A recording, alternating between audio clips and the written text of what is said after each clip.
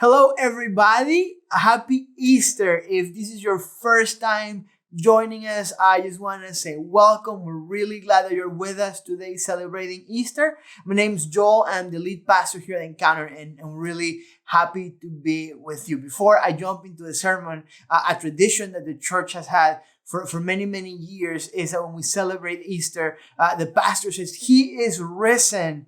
And then the people in the congregation reply saying, He is risen indeed. We're going to be doing that in our in-person service. But while you're watching online, we might as well join in that. So I'm going to say, He is risen. And then where you are, reply to that saying, He is risen indeed. Are you ready? He is risen. He is risen indeed. Praise God. I'm really, really happy to be with you today for Easter. A few weeks ago, I was walking around my neighborhood and it was just one of those uncharacteristically early March warm days. I almost feels like, spring has gotten ahead of itself. One of our neighbors calls it fake spring.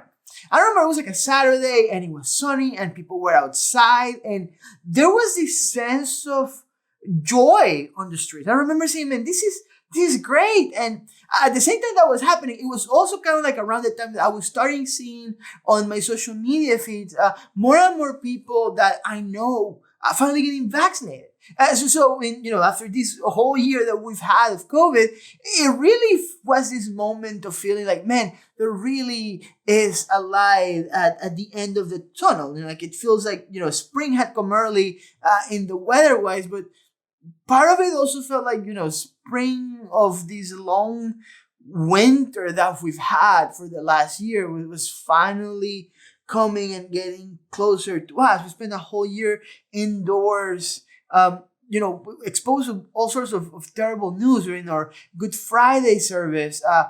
We went through some of the things that happened, right? Like I mentioned that a year ago when we were getting ready to celebrate Easter with the leadership of the church, we were talking about, will we be able to celebrate Easter in person, having no idea that it was going to be almost like a year before we will be able to get together in person. I remember for Good Friday last year, that day was projected to be like the highest death toll for COVID so far. And that was something like 2,263 deaths at the point. And I really thought that was going to be the worst of it. And in the next, few weeks and months, things got progressively worse. Ironically, it was only this year on January 9th where we crossed the threshold of 4,000 deaths in a day.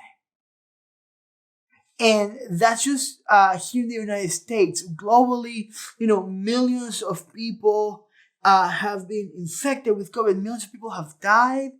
There's been such a huge, economic hit globally because of the, shutdown of the economy, because of the lockdowns.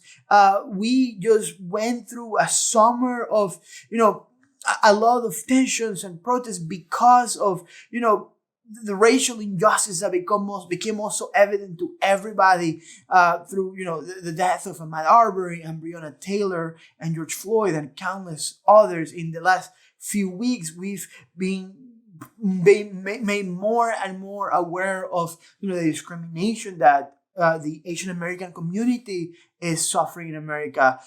In the last few weeks, in just 1 week apart, there were two mass shooter events. We went through an incredibly difficult and polarized election season. There was a riot at the Capitol here in the city. It was a really, really, really tough, difficult year for so many people. In a way, it really felt like a year-long winter.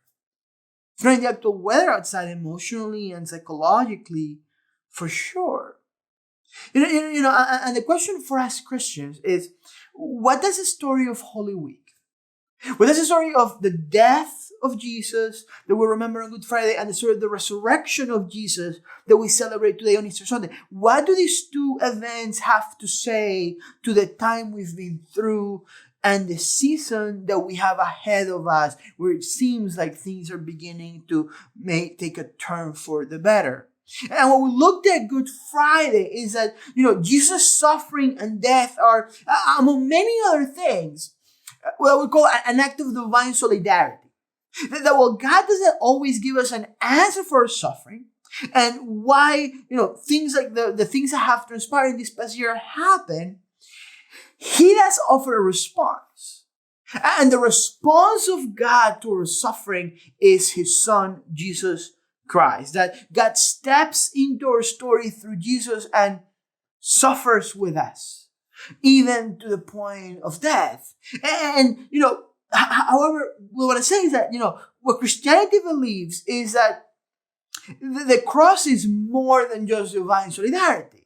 That it's great to have a friend who joins with you in a moment of pain, but a lot of times our friends can be with us and give us company, but they can't get us out of our situation. They can't get us out of our long winter.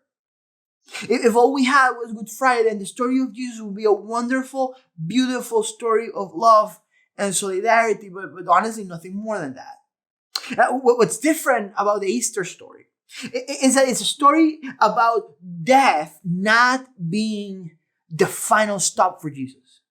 That somehow at the cross, Jesus takes unto Himself the worst that we can throw at Him. The same brokenness that leads to the suffering that we experience. He also becomes a victim of that, of our thirst for power and to conquer others and our addiction to violence or to gory forms of execution. The word the scriptures use for this brokenness is sin.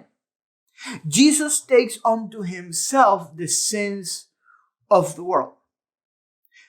But the story doesn't end there. Because as we read in today's scripture reading, on the third day after His death, when Jesus' followers go to visit His body in the tomb, they discover that the stone to the tomb has been rolled away and that the tomb was empty. Not only that, but then we read a number of accounts in all four Gospels of encounters that Jesus' followers had with Jesus after they found that empty tomb. The story that Christians have been telling for 2,000 years is that somehow, in a way that we cannot fully understand and let alone explain, God brought Jesus back to life. That while for everybody else, death had been the end of the story, for Jesus, it wasn't. What Christians confess is that the tomb is empty and that Jesus is alive. Now, as it is, that is a truly remarkable claim for us, right? I'll be the first to say that at face value, it sounds unbelievable. And yet what's interesting is that all that first generation of followers of Jesus who met Him while He was doing ministry on earth before the crucifixion and who met Him after His resurrection, they staked their lives on the claim that it was true, that Jesus had risen from the dead, that they saw Him and they had talked to Him. And this is not at a time where being Christian gained you any sort of political influence. This is a time where Christianity was not popular. Not only was it popular, it was rejected and it was persecuted. These people held on to this claim even though they had nothing to gain and everything to lose. And most of them did, even to the point of death. And yet they were willing to do that. They were willing to devote the rest of their life to spread the message of Jesus, I think mainly for two reasons. One is because they believed it was true because they had seen it. They had witnessed it. That's what we say. We saw it. We're not crazy. We saw the guy. But there's a second reason, and that's the implications of the Easter story for the implications of the resurrection of Jesus for their lives. Because you see, before Jesus is crucified, Jesus spends the later part of His ministry hinting that this is going to happen and telling to His disciples, we're going to Jerusalem and I'm going to get arrested, I'm going to get crucified, and I'm going to come back. But He also hints at two other facts. One is that somehow those who believe in Him and in His message would share into that resurrection life. That whatever happened to Jesus would one day happen to us.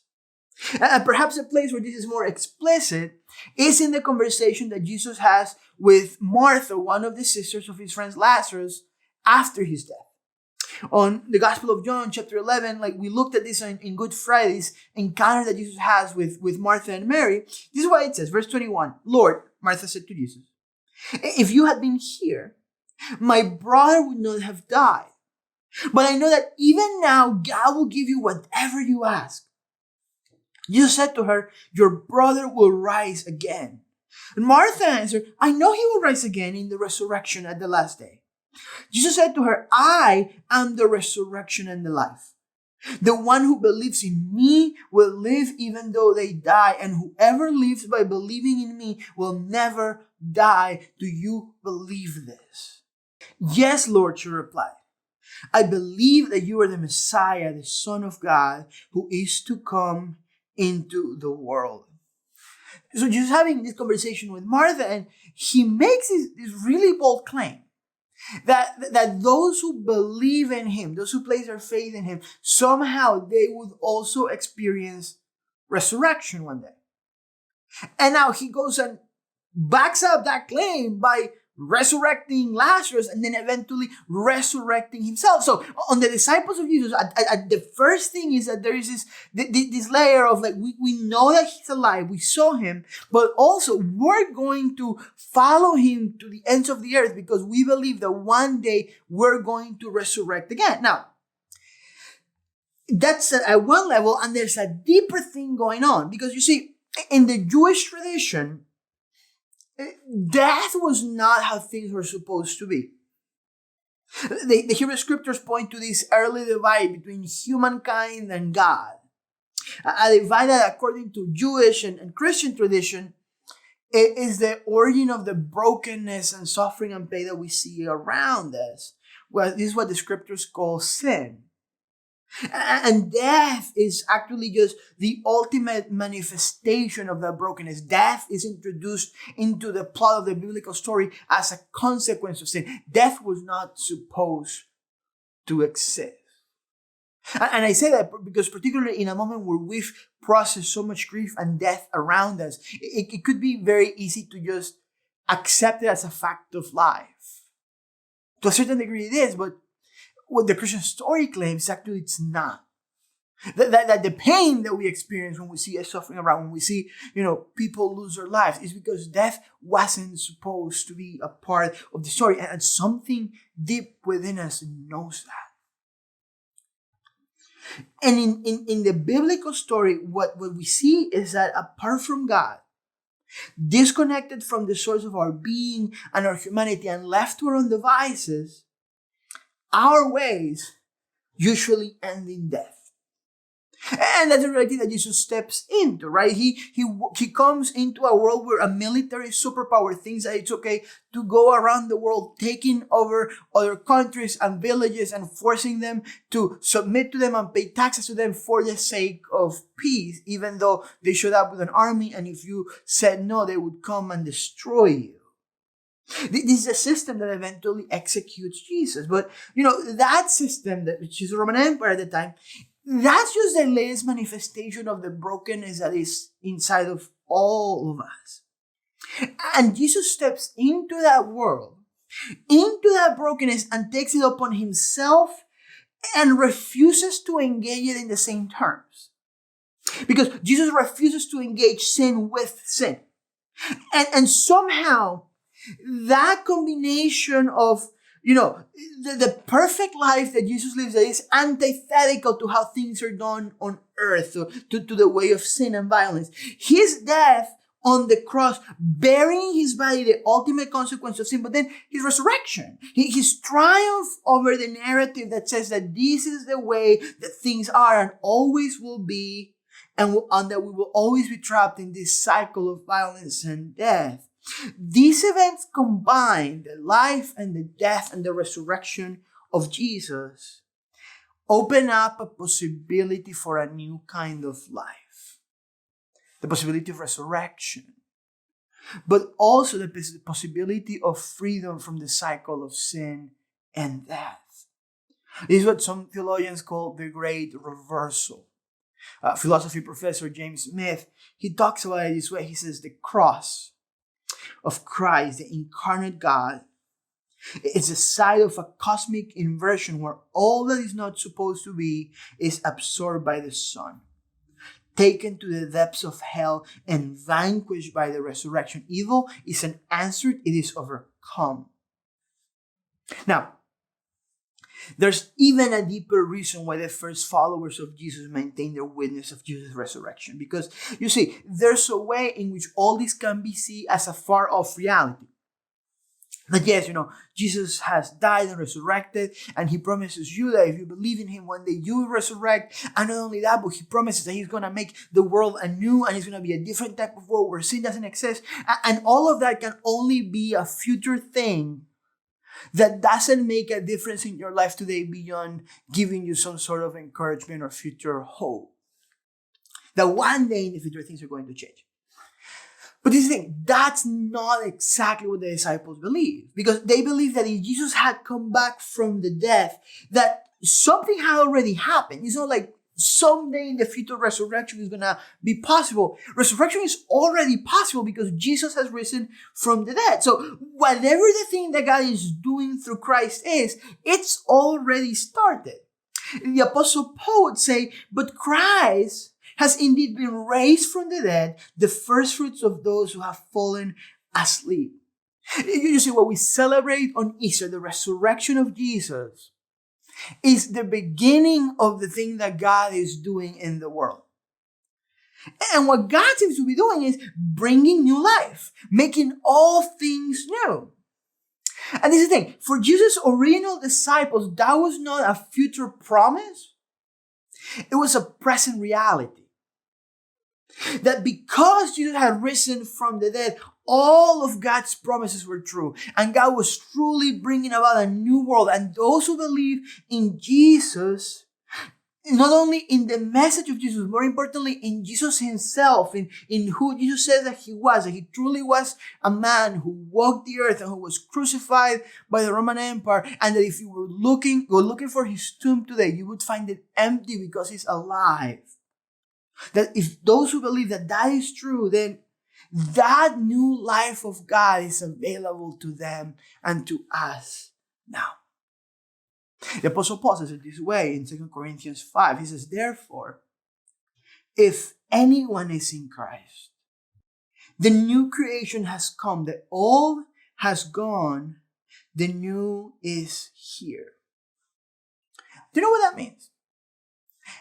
That means that the possibility for new life is available to us now.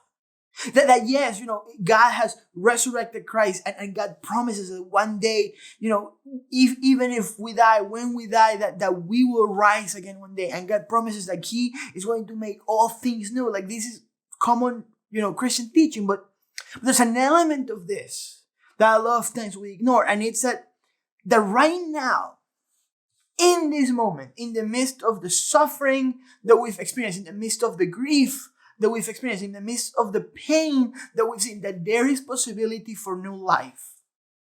That tomorrow doesn't have to be like today. That the pain and the grief that you may be carrying, that you don't have to carry it alone. That perhaps that impossibility to forgive somebody, that you can let go of that bitterness, that relationship that seems completely lost and wasted, that God can take that and make something new out of that your life isn't over.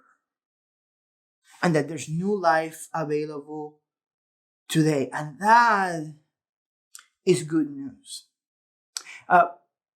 I picked the resurrection passage that we read this morning from the Gospel of John because there's a note that John makes in that passage that I think is very interesting. And he makes a point twice that the place where Jesus' tomb is also a garden.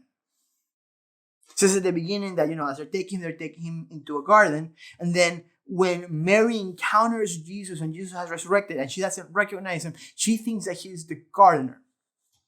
Now, there's a number of things going on there. One is that this is pointing back to the story in the Garden of Eden, that this where things go wrong in the biblical story for humanity. It's almost like Jesus says, this garden, the same, you have this idea of a garden that things go wrong and end up in death. This garden doesn't end up in death. This garden starts with resurrection and with new life. The tomb of Christ, the empty tomb of Christ, is an invitation from God to us to experience new life right now. The prophet Isaiah in the Old Testament, talking about the new thing that God was going to do, not fully understanding what it was, says this: forget the former things. Do not dwell on the past. You see, I am doing a new thing. Now it springs up. Do you not perceive it? I am making a way in the wilderness and streams in the wasteland. This season has left so many of us in the wilderness and in the wasteland. And even as things start opening up, even as it seems like there's a light at the end of the tunnel, even as vaccines become more available, even as more businesses reopen, even as all those things happen, we don't know how to move from the place in which we are because of what we've experienced. We don't know how to imagine new life again. And every year the church celebrates the story of Easter as a testimony to the possibility of new life. And my invitation to you today is there is new life available in Jesus. That the Easter story, if you believe it, is a story that can transform your life. Not one day in the future only, but right now, here, today. One of my favorite Bible teachers is a woman named Beth Moore. And Beth Moore, has gained a little bit of notoriety in the past few years because she's taken a stance against, a lot of the misogynism and Christian nationalism and sexism that's been present in the evangelical church for many years, and spoken very loudly against it at great personal cost. She's been attacked. She ended up having to leave her denomination. Like, all sorts of things happen. And I follow her on Twitter. And the other day I was reading, and she had this beautiful reflection on spring and the resurrection. And I want to share it with you because I think that it gets at the point that we're talking about. This is what she says. I write to you this morning as the sun slices brightly through the white oaks, pines, and sycamores behind our home. Tears fill my eyes often these days, and as often over awe and gladness as sadness. The gifts to be had here, stubborn beauties among thorns, grow sacred with age. A week ago, I left our home in the woods to go see my eldest daughter and her family. I left a new herb garden, brown and wilted, that had sprouted back my hope. I left brand new baby fruit trees drooping, leafless. Drove past more fallen limbs than I could count. Winter had come killing. Of nature's four daughters, winter is the meanest, but I am certain, at least in my own mind, that spring is the most defiant. Maybe we don't know this because she's a bit passive-aggressive. I don't know if I told you, but lavender turns an eerie gray like a human corpse when it dies. I also wait 4 days. Home I headed outside as I always do.